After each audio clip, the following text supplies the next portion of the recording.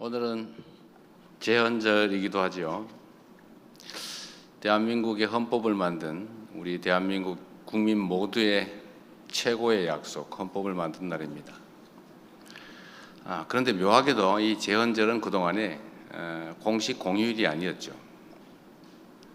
이게 좀 이상하다고 생각해 보지 않았습니까? 실제로 각종 국가 기념일이 있는데 그 중에 공휴일은 매우 중요하다라고 평가되는 몇 가지 기념일을 기념해서 휴식을 하기도 합니다. 저는 대통령이 되기 전에도 왜 제헌절을 국가 공휴일로 지정하지 않았을까 참 의문이었어요. 그건 각자가 생각할 수 있는 이유가 있을 겁니다. 그러나 이거 하나는 명백하죠.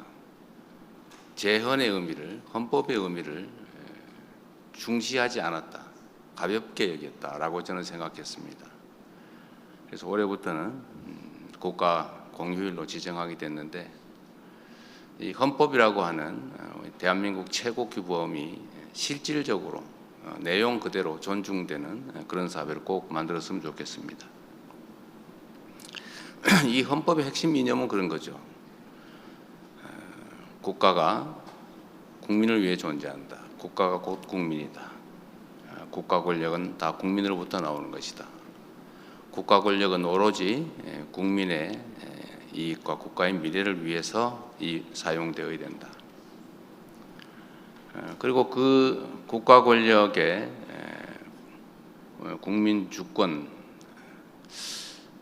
이건 사실은 직접적으로 발휘되지는 못하죠. 일상적으로는 국민의 대리인을 통해서 실현이 됩니다. 그 대리인을 선정하는 절차가 곧 선거이고, 그 대리인들의 책임은 주어진 권한, 또 주어진 예산권, 이 모든 것들을 오로지 국민을 위해서, 국가 전체의 더 나은 미래를 위해서 사용하게 되는 것입니다. 그래서 공인들한테는 공적 책임이라고 하는 게 중요하죠. 언제나 권한의 크기만큼 책임이 있습니다. 그리고 그 책임은 모두를 향해야 되겠죠. 공인들로서는 언제나 한 번씩 되돌아봐야 될 부분이라고 생각합니다. 저 역시 마찬가지로 노력하고 있습니다. 사랑하고 존경하는 국민 여러분, 오늘 우리는 제78회 제헌절을 맞이해서 대한민국 헌법이 선언한 국민주권 정신을 되새기고 국민의 손으로 민주주의를 지켜낸 빛의 혁명을 기념하기 위해 이 자리에 함께 모였습니다. 이 자리가 만들어질 수 있었던 것은 오롯이 국민 여러분의 실천 덕분입니다. 진심으로 감사드립니다.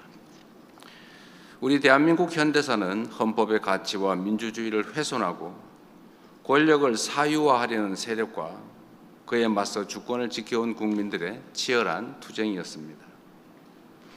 민주주의는 한번 쟁취했다고 해서 영원히 보장되는 것이 아니라 시민들의 참여와 용기, 그리고 연대로 끊임없이 지켜내야 하는 것임을 이 오랜 역사를 통해 확인해 왔습니다. 지난 2024년 12월 3일 그 한밤중에 선포된 비상계엄은 민주주의에 대한 위협이 결코 과거의 일이 아니라 오늘날 대한민국에서도 언제든지 되풀이될 수 있다는 것을 깨닫게 했습니다. 계엄군을 태운 헬기가 서울 상공을 가르고 무장한 특수부대가 국회 창문을 깨고 진입하던 그 긴박한 순간을 우리들은 아직도 생생하게 기억합니다.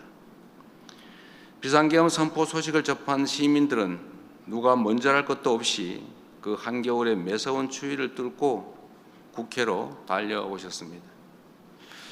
덕분에 국회는 비상계엄을 해제했고 대한민국의 헌법과 민주주의를 회복할 수 있었습니다.